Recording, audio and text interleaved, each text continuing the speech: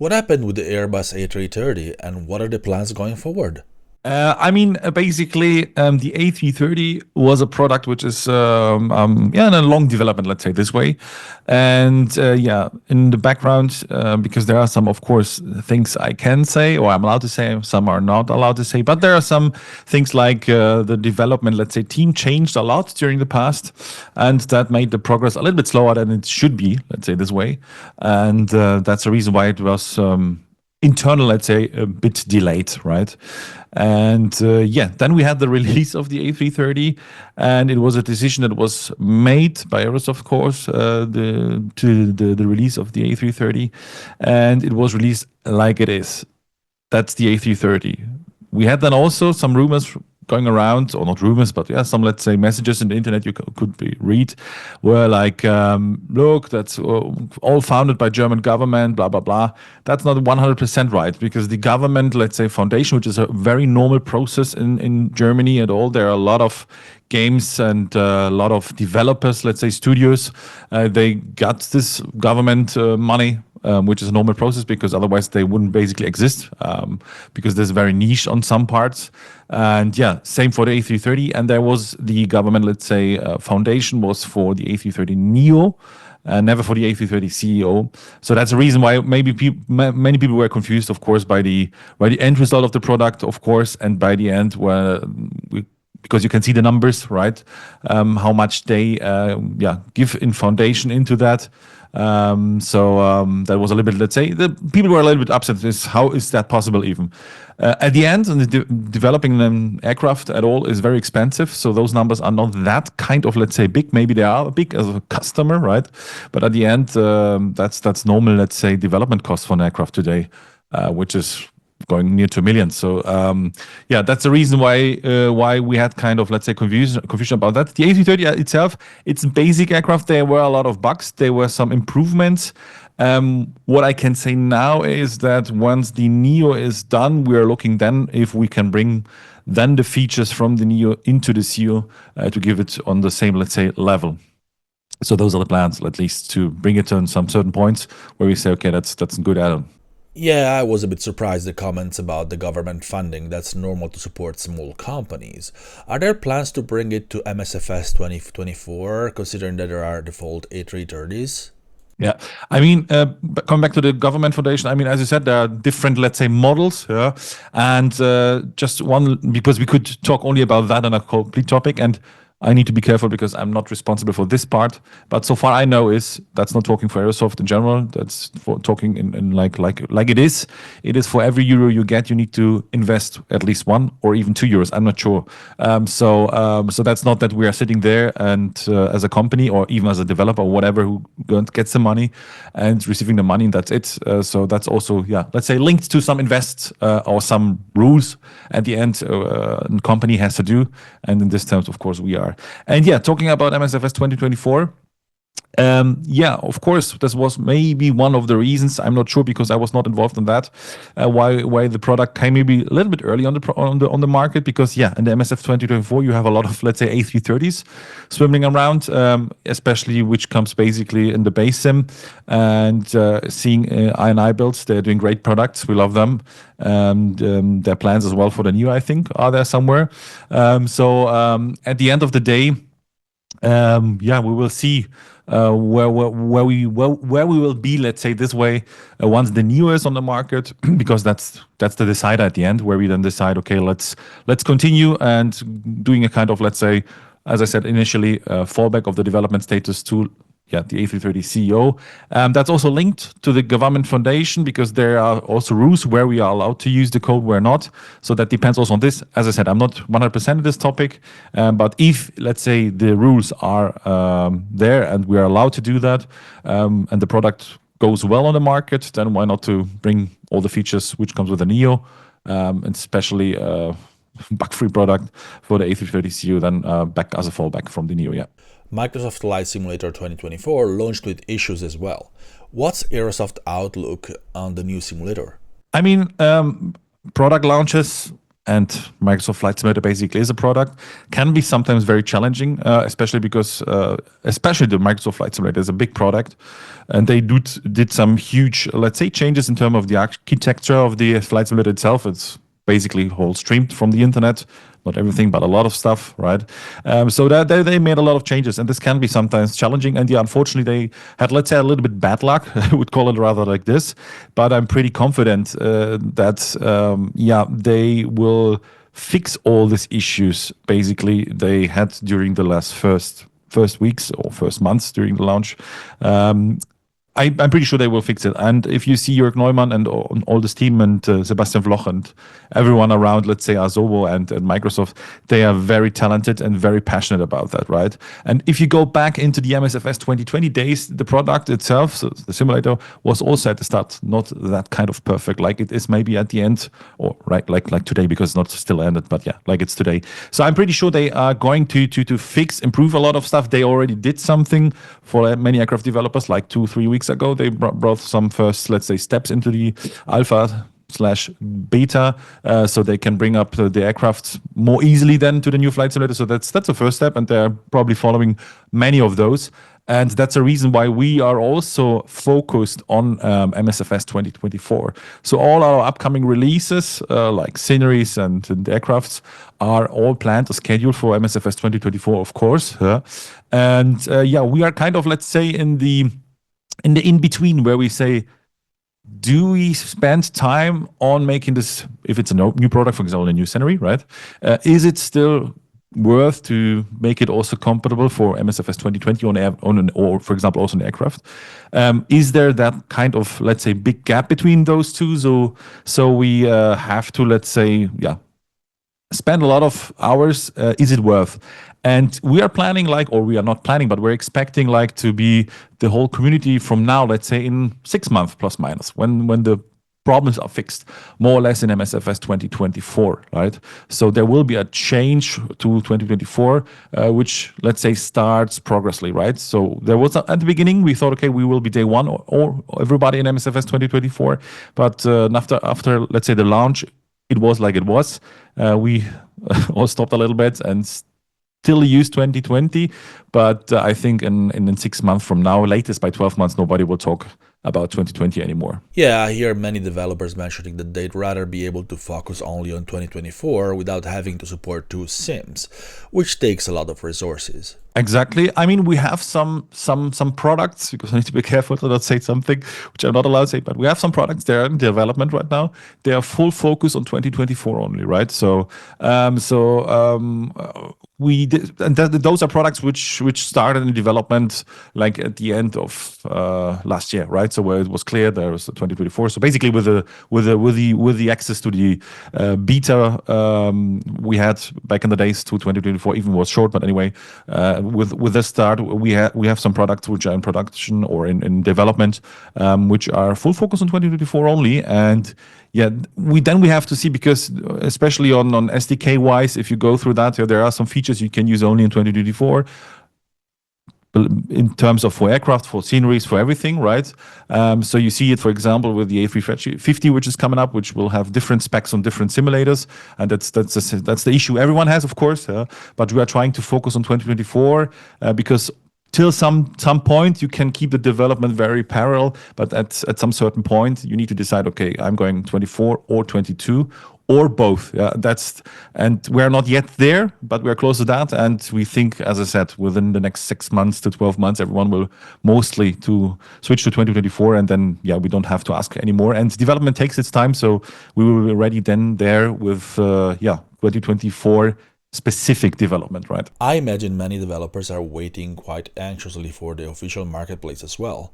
If you can say what kind of percentage of sales are on the marketplace compared to Aerosoft's own store? Exactly. Of course, we never comment official or details into numbers.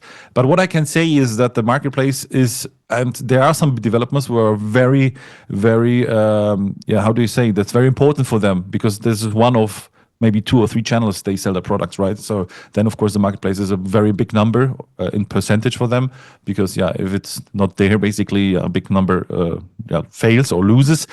We are selling like through many channels, like of course one of those channels is the marketplace. If we talk only about flight simulation, then we have also of course our own shop, and then we have many other shops where we also sell the products. So I would say that the marketplace is one of the how do you call it? Second party shops, third party shops, whatever, beside of our shop. So it's not that kind of a big gap, which obviously is not good, because every gap is bad.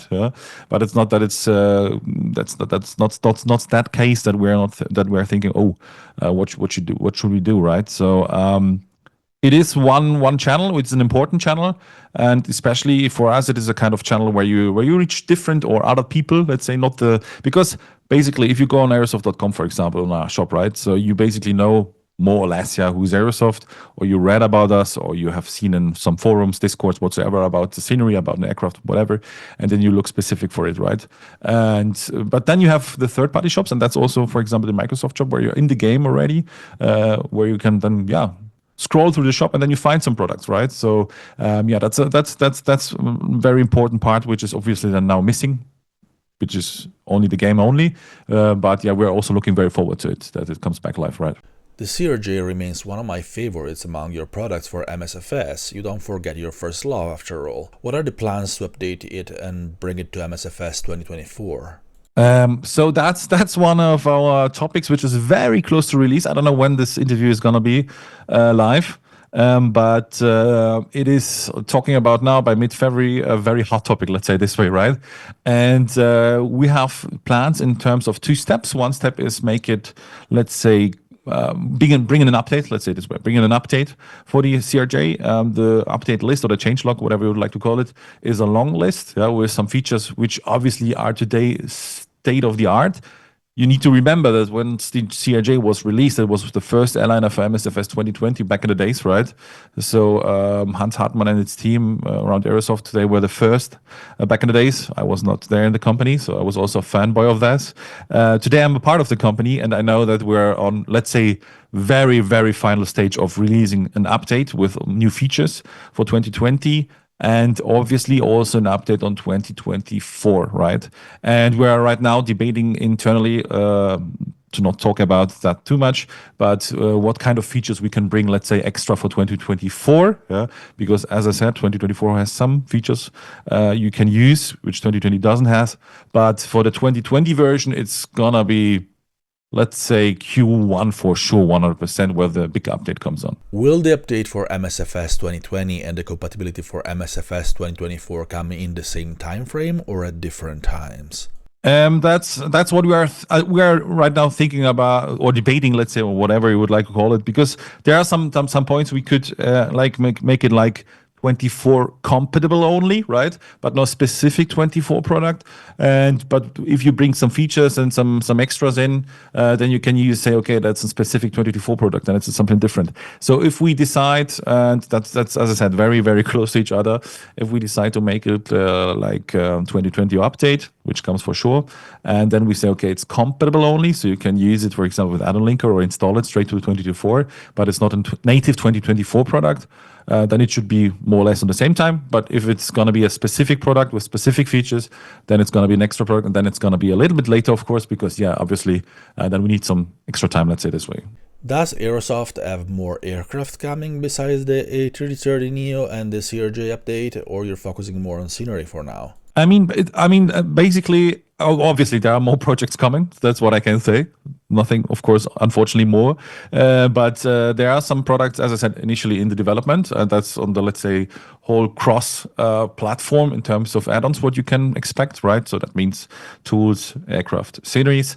And we are like spread in, let's say, you could say 4 departments, more or less, at Aerosoft Flight. One is obviously aircraft development, second is scenery, third is tools, and fourth is, let's say, a shop only, because we're also on shop. Many aircrafts, etc. you can buy, like, for example, contrails in marketplace on Flight Simulator itself, and we are also one of let's say those shops where developers put their products on. So those are the departments we have, and as a reseller, let's say it this way, right? And we're in development there, and in terms of all the first three I mentioned, which is aircraft, tools, and scenery, where we develop, and there we are full on, and you could expect some nice things, let's say this way. Your latest big release was Malpensa Airport, which we already know is coming to MSFS 2024 as well. Do you have any more big airports in the works? Anything you can tease? I mean, we have big, small, and medium, let's say this way, airports in development, right? And that's the only thing I can say, because we're at some. Let's say we learned some from our mistakes in the past to be maybe, and in terms of past, I'm not talking about last year. I'm talking about last 5 to 6, 7 years, where we started to communicate maybe sometimes a little bit too early. Brussels comes to mind. Yeah, maybe Brussels. I mean, there's some products. Yeah, I mean, I'm not saying that it was wrong, because it is also a kind of communication process you can do. Why not to bring the people early into the boat and take them and make them follow your process, right, during the development. But it can happen, like, for example, Brussels or other sceneries, or tools or whatever, or let's say in development in general, it can happen that delays happen, and then maybe some people from the development change, they leave the development team whatsoever. So there are a lot of, let's say, risky things. They can change the schedule, right? And especially in software development, which is basically what we are doing, can be sometimes very challenging in terms of deadline, schedule, etc., etc. And so we changed it a little bit. That means that we're not full secret and telling, oh, here it is, finished. But we decided to communicate more, let's say, more in a planned way, in terms of that means, of course, there always can happen something, but we try to keep the minimum or the risk of, let's say, delays as minimal as possible. Considering the average size of flight simulator developers, many envision Aerosoft as a massive company, which perhaps isn't exactly correct. Could you clarify the size of your teams? Yeah, I can. I mean, that's not a secret. For example, A330 Neo right now are 6 people involved. That's not a secret. And 6 people is from different. I mean, developers only, right? So I mean, there is a QA then, which comes as addition. Then we have, of course, marketing. Then we have e-commerce. Then we have all the other departments, which are, of course, also important to run a company. But in terms of, let's say, doing the product, right, is, for example, the A336 people. Then we have, for example, in terms of scenery, very good relationship with Erlend and Lucas. Sorry, I cannot spell his last name because it's a Greek last name. Sorry for that. Velesos. I say Velesos. That's probably very wrong. But anyways, So these are, let's say, our 2 main characters in terms of sceneries, right? And they have also a big team behind them, which are also then part-time team members, right? Because, for example, if you're doing a scenery, right? So you need basically a 3D modeler, right? Way more than that's what I'm saying now, but what I said, you need a 3D modeler, which is a big part, right? Then you need maybe some people who are doing animations, then you some people who are doing maybe sounds, because even sceneries have sounds, right? And then you have some people who are doing then I don't know, other stuff, let's say this way, right? So light, for example, night lighting, Then you have GSX profiles, for example, etc., etc. So, and then we have the team is not always the same, because there are, of course, coming people for special projects, which are then added for some time. Then they leave, of course, another project, for example, or are only for one specific project there. So there's not always a big number where you say, okay, that's 50 people working only on, let's say, series, for example, right? So the company itself, if you talk about Aerosoft, just to summarize this up, was rebranded in 2023 in 2 sub-brands, let's say. One is Flight, one is Move, right? And this was only the rebranding in terms of to the outside. Back even before, there was always a kind of, let's say, Move part. They just called it a Move, and one Flight part. And it always was, let's say, the last 5-6 years, the Move part was always the, let's say, bigger part in terms of manpower-wise, right? And especially in Aerosoft headquarters, or working like me from home office, people around, so who are in contract with Aerosoft itself. It was always a little bit bigger, right? So when you talk about flight and development, I don't know how big the number is exactly, but you can say if you keep Aerosoft as a whole company, you could say 1/3 of that is more or less flight, right? So and the rest is basically move, yeah? And that's okay. That's nothing special or nothing to worry about. That's very normal because that's another field they are working. There are different people, so they're not involved into flight stuff. So they are very separated, and that's good because then the people in their department can focus on their stuff like flight for flight, move for move. So this is like to give an general overview about how Aerosoft looks like. Of course, there are a lot of details, but yeah, I think this would bring this interview to 5 hours, right? Joe Erlend Sund is one of my favorite developers for airports. Since you mentioned him, can you share what he is working on now? He's on some projects. Also, what I can say together with Lucas. So they did basically, as let's say, because Frankfurt was not a Joe Erlend product only. It was a Joe Erlend Lucas together project, and they had a lot of people who were working with them and supporting them in terms of, as I mentioned, with other developers, and they are working the same constellation, let's say this way, on another project, which is very exciting. And yeah, soon TM, soon TM. It's yeah. So we will see. They are very in a very fast pace, and they. I mean, Frankfurt was a special on a different product because they had to build up new structures, etc. Because Lucas and Joe Erlend are both very talented, but you need to have everyone around your, let's say, team on the same level. So that was Frankfurt, and now they are on a very good, let's say, stand of quality, and they will develop and bring a very nice new project. Can you tease anything? Big airport, small airport, the continent at least? I mean, basically, you can say Joe Erlend was always kind of, let's say, Europe-based. I don't know. Did he make some series outside Europe? I'm not sure yet. Semi recently he did Bonaire in the Caribbean. Yeah, probably he will roast me if you hear this interview. But anyway, sorry, Joe, for this. But what I can say, it's gonna be, let's say, in his wheelhouse. Yeah, exactly. So let's say a European airport. Let's say that, yeah. Of course, Microsoft Flight Simulator isn't the only simulator out there. Are you guys doing any more airports or aircraft for X-Plane?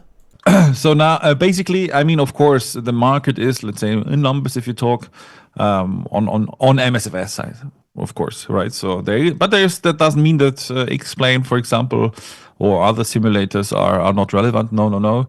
And there are a lot of developments also there going on for X-Plane.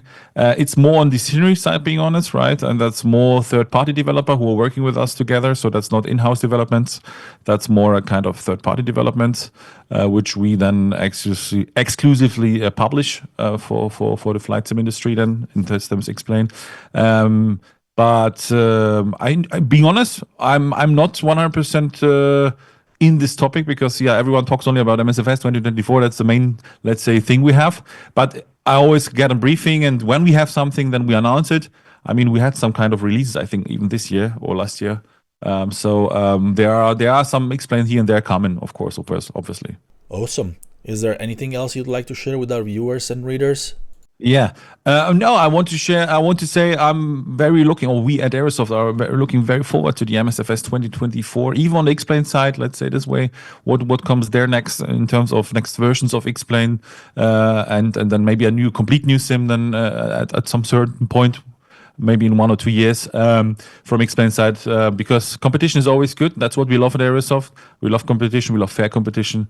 And we like the community. And I want to say, I don't want to excuse Aerosoft because, we had some, let's say, issues here and there last year, and A330, you said it already, and other stuff. But Aerosoft is a cool company, and the people are very passionate and very nice. And I met them, of course, many times. I'm more or less now since not even a year at Aerosoft. In May, I will be 1 year at Aerosoft. And I like the people, I like the passion behind Aerosoft. And that's what we want to show with let's say, some new people involved now during the last year in the products, especially with Joe Erlend and Lucas. We have kind of, let's say, in scenery-wise, a new team which came up last year and will hopefully develop in future nice products. And we are looking forward to keep up the same pace and same quality at the end on the aircraft side.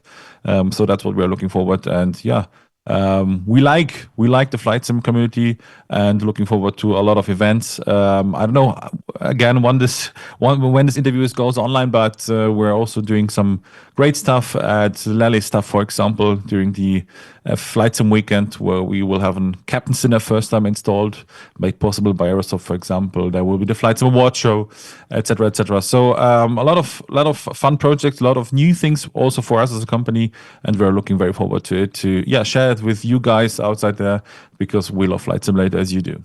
Thank you for watching. If you enjoyed this interview, please subscribe, like, and perhaps leave a comment. That's always helpful to our growing channel and much appreciated. Also, don't forget to check out Simulation Daily's website for daily news and commentary about simulators and gaming. Stay tuned for more very soon.